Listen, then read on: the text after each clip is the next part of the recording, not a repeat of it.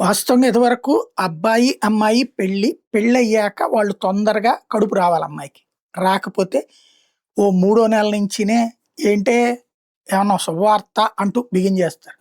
లేపోతే అబ్బాయిని ఏరా శుభవార్త అని బిగింజేస్తారు. ఒక ఏడాది దాటిందంటే, ఏంటమ్మా ఎళ్లి దేవుడిని కొలుచుకో అంటారు. 2 ఏళ్ళు అయిందంటే ఆస్పత్రికి పొమ్మంటారు. ఇక అక్కడి నుంచి ఒక రకమైన హెరాస్మెంట్ ఉంటది సైకలాజికల్‌గా.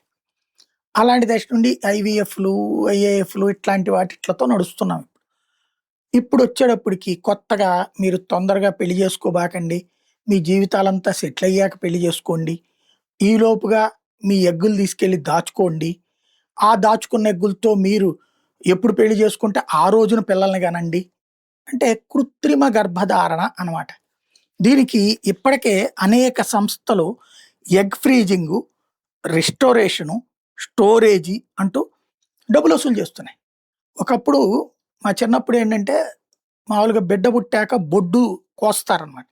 అక్కడున్నటువంటి సెల్‌ని అంటే అక్కడున్నటువంటి దాన్ని ఆ బొడ్డుకి సంబంధించినటువంటి ఆ దారం అంటారు. దాన్ని తీసి ఒక తాయెత్తులో గట్టి నడుముకి కట్టేవాళ్ళు మొలతాడికి. లేదా మెడలో యేసేవాళ్ళు.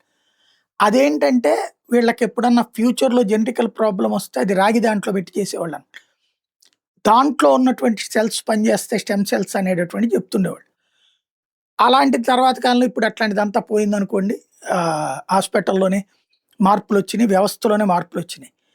ఇప్పుడొచ్చేటప్పటికి తాజాగా ఈ కొత్త సిస్టమ్ తీసుకొస్తే దాంట్లో బోలెడన్ని ఫెయిల్యూర్స్ ఉన్నాయి. సక్సెస్ రేట్ తక్కువుంది. పైగా కృత్రిమ గర్భధారణ. ఇది ఆలోచించుకోవాల్సిన అంశం. తర్వాత ఇప్పుడు మనం ఆరోగ్యంగా ఉండాలనుకున్నాం. ఇప్పటికే మన ఆరోగ్యాలకి సమస్యలొచ్చినియి. మన పెంపకం విధానాలు. రేపు ఆర్టిఫిషియల్‌గా కనేటటువంటి దాంట్లో దారుణమైన సమస్యలుంటాయి. కాబట్టి ఏ వయసులో జరగాల్సిన ఆ ముచ్చట ఆ వయసులోనే జరగాలి. అతి సర్వత్ర వర్జేత్ అంటారు. నేను ఇట్లా అయితేనే బతకాలి అనుకుంటే అది లేని రోజున చస్తాం. అది గుర్తుపెట్టుకుంటే బెటర్.